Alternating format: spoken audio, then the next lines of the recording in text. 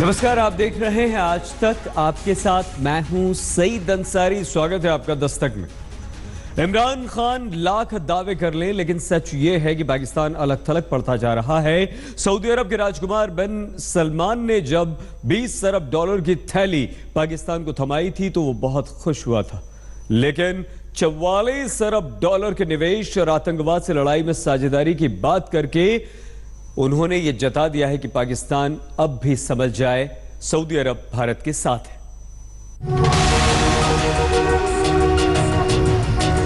कूटनीति की यह शानदार तस्वीर थी। प्रधानमंत्री नरेंद्र मोदी प्रोटोकॉल पीछे छोड़कर सऊदी अरब की राजगद्दी के उत्तराधिकारी राजकुमार मोहम्मद बिन सलमान की अगवानी करने हवाई अड्डे पहुंच गए थे। फिर राष्ट्रपति भवन में सलामी गारद और इसके बाद फिर से दोनों नेताओं का आलिंगन।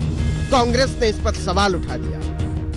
प्रोटोकॉल ताक पर रखकर आप उनका तो भव्य स्वागत करते हैं जो आतंकवाद के पोषक पाकिस्तान को 48 घंटे पहले 20 बिलियन डॉलर के निवेश का तोहफा देकर आए हैं।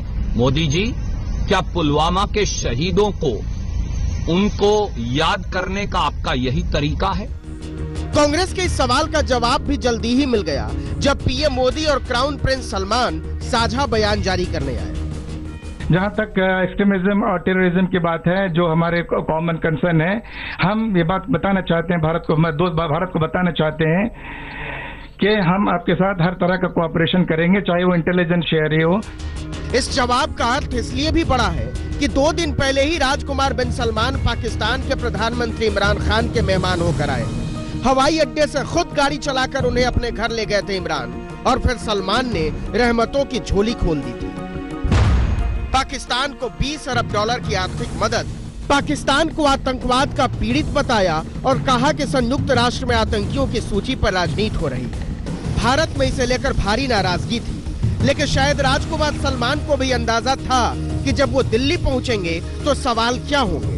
इसलिए उन्होंने जवाब पहले से तैयार कर रखा था। पाकिस्तान को छोटा नोट तो भारत को बड़ा नोट। 2016 के बाद से अभी तक बहुत सारी कामयाबियां हमने सफलताएं हासिल की हैं और तकरीबन 44 बिलियन डॉलर का हमने इन्वेस्टमेंट किया है। राजनीति में उछाले जा रहे राष्ट्रवाद के बरक्स अरब के राजकुमार ने रुपया रख दिया था, और यही सच है कि भारत और अरब के साझा हित कारोबार में है। इस रिश्ते की मौजूदा कीमत 27 अरब डॉलर है। भारत और अरब के बीच लगभग 27.5 अरब डॉलर का कारोबार है। इसमें से हम 22 अरब डॉलर का सामान अरब से खरीदते हैं और 5.5 अरब डॉलर का सामान सऊदी अरब को बेचते हैं। इस हकीकत को किसी भी वजह से दरकिनार नहीं किया जा सकता, क्योंकि कच्चे तेल के लिए हम सबसे ज्यादा अरब देशों पर निर्भर हैं। 15.5 अरब डॉलर का तो कच्चा तेल खरीदते हैं हम पेट्रोल डीजल बनाने के लिए, केमिकल खरीदते हैं, प्लास्टिक खरीदते हैं, मूंगा मोती खरीदते हैं, और तो और खाद तक का आयात करते हैं हम सऊदी अरब से, हवाई जहाज खरीदते हैं। हम इस बात पर भी सहमत हुए हैं कि काउंटर टेररिज्म, समुद्री सुरक्षा और साइबर सुरक्षा जैसे क्षेत्रों में और मजबूत द्विपक्षीय सहयोग दोनों देशों के लिए लाभप्रद होंगे। मैं एक बार फिर हमारे निमंत्रण को स्वीकार करने के लिए रॉयल हाइनेस का शुक्रिया अदा करता हूं। अरब ने भारत को शुक्रिया कहा, भारत ने अरब को, क्योंकि ये सैकड़ों साल का कारोबारी रिश्ता है। अब ये भी देख लीजिए कि हम बेचते क्या है सऊदी अरब को। अनाज बेचते हैं, खाने का तेल बेचते हैं, केमिकल, न्यूक्लियर रिएक्टर, बॉयलर, कारें, मांस और रेडीमेड कपड़े बनाने का सामान। यह रिश्ता तोड़ना न तो भारत के लिए फायदेमंद है और न सऊदी अरब के लिए। यह रिश्ता केवल कारोबार का नहीं है। हमारे 30 लाख से ज्यादा लोग सऊदी अरब में रहते हैं। इसलिए गले मिलने की इन तस्वीरों में सियासत में गले पड़ने की भंगिमा खोजने वाले भी अंदर से समझते हैं कि ये वो सच है जिसे स्वीकार करना हर सरकार की मजबूरी है। कल भी थी और आज भी है। आज तक ब्यूरो। पूरा देश पुलवामा में शहीद हुए जवानों पर शोक में डूबा हुआ है। परिवार इस सदमे से उबरने की कोशिश कर रहे हैं। नेता भी अफसोस जताते नजर आ रहे हैं, लेकिन नेताओं की असलियत कई बार बेपर्दा हो जाती है। शहादत को मजाक समझने की असलियत। मेरठ में शहीद के परिवार ने बीजेपी के मंत्रियों को जाने के लिए कह दिया, तो ओडिशा में बीजू पटनायक दल के एक विधायक धक्का देते हुए एक शख्स को नजर आए।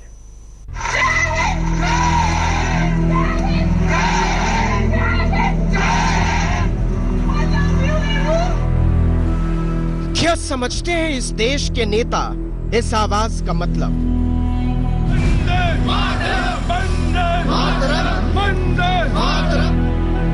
क्या समझते हैं इस देश के नेता इस तड़प का मतलब? पाकिस्तान को जवाब उसका खत्म कर देना चाहिए सर। इस बेटा को भी हम युद्ध में लड़ने के लिए भेज देंगे। क्या समझते हैं इस देश के नेता इस हिम्मत का मतलब? या फिर शहादत उनके लिए सिर्फ सियासत है, रैलियों का सामान, वोट का सामान, जज्बात के बाजार का सामान? जो आग आपके दिल में है वही आग मेरे दिल में भी। जिन लोगों ने ये किया है उनको ये नहीं लगना चाहिए कि वो इस देश पर इतनी सी भी चोट पहुंचा सकते हैं। अगर शहादत को लेकर इतनी ही सहृदय है हमारी सियासत, इतनी ही सहिष्णु और इतनी ही संवेदनशील, तो किस देश से आते हैं ऐसे नेता शहादत के मेले में, जो नहीं जानते हैं शहीदों के आंगन में सलीके से बैठना? ये दोनों तस्वीरें इसी देश की है, हमारे हिंदुस्तान की, जहां बिलखती हुई बच्चियां और माएं कह रही हैं कि जाओ निसार दिया अपना पूत तिरंगे की आन पर। कह रहे हैं बुजुर्ग पिता कि लाओ पहुंचाए अपने टूटे हुए कंधों पर थाम कर धरती का वजन। कुछ 7 जन्म में एक बकरी का बच्चा तक पाकिस्तान मुर्दाबाद, एक बकरी का बच्चा तक पाकिस्तान में जिंदा नहीं रहना चाहिए। हमको भी कहिएगा कूदने के लिए उस आग में, तो हम बम बारूद लेकर के हेलीकॉप्टर से कूदेंगे पाकिस्तान में। अब आंखों में आई आंसुओं की सिसकती हुई बहार के बरक्स सियासत के सलूक का सच क्या है, ये भी देख लीजिए। उड़ीसा के कटक चलिए, पुलवामा हमले में शहीद हुए मनोज बेहरा का पार्थिव शरीर उनके गांव पहुंचा था। पूरा इलाका उमड़ पड़ा था आखिरी सलामी देने के लिए, लेकिन यहाँ भी बीजू जनता दल के विधायक देबाशीष सामंत राय को वीवीआईपी दर्जा चाहिए था। सामने से जब शहीद मनोज बेहरा के रिश्तेदार गुजरे तो उदूली बर्दाश्त नहीं कर सके।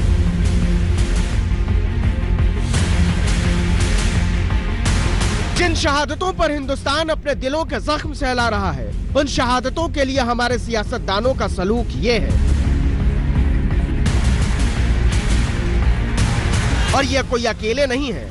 मेरठ चलकर भी देख लीजिए, जहां केंद्रीय मंत्री सत्यपाल सिंह शहीद अजय कुमार के शव तक जूते पहने हुए पहुंच गए थे।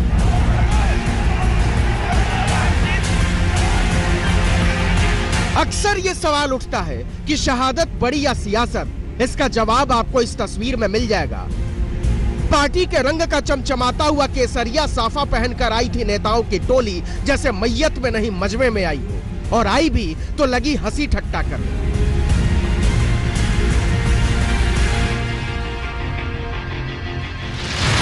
शहीद के परिवार वाले बहुत देर तक तो देखते रहे। कहा शहीद की चिता सज रही है, जूते उतार कर आने की इज्जत तो बख्शिए। लेकिन केंद्रीय मंत्री सत्यपाल सिंह, योगी कैबिनेट के मंत्री सिद्धार्थनाथ सिंह, मेरठ से बीजेपी सांसद राजेंद्र अग्रवाल और विनीत शारदा ने इसे हंसी में उड़ा दिया। इस पर शहीद के परिवार वालों को कहना पड़ा कि इससे बेहतर तो यह है कि आप उठकर यहां से चले जाएं। हंगामा मचा तो मंत्रियों और नेताओं की टोली जूते छिपाने लगी, लेकिन तब तक सोच बेपर्दा हो चुकी थी।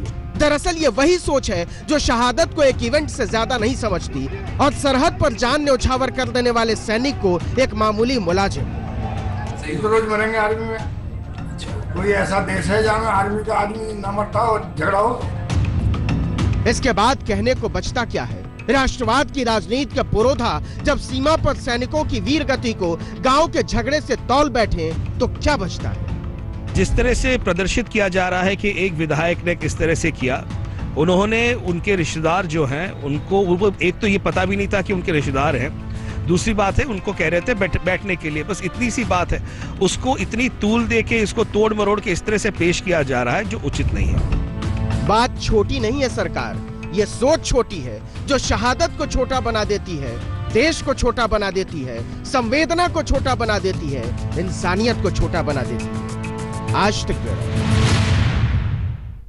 आज एक हफ्ता गुजर गया है, पुलवामा हमारी जिंदगी का हिस्सा बन चुका है। सब पूछ रहे हैं कि सरकार ऐसा कुछ करे जिससे आतंकवादियों को सजा मिलती हुई हमें दिखाई दे।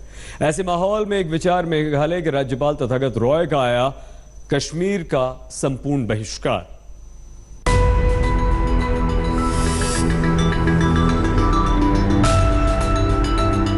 I, Tathagata Roy, do swear in the name of God that I will faithfully execute the office of Governor of Meghalaya. Meghalaya के महामहिम हैं ये, मतलब संविधान के अभिभावक। I, Tathagata Roy, do swear in the name of God. कसम खाकर राजभवन में विराजे हैं कि वो भारत की अखंडता को अक्षुण्ण बनाए रखेंगे।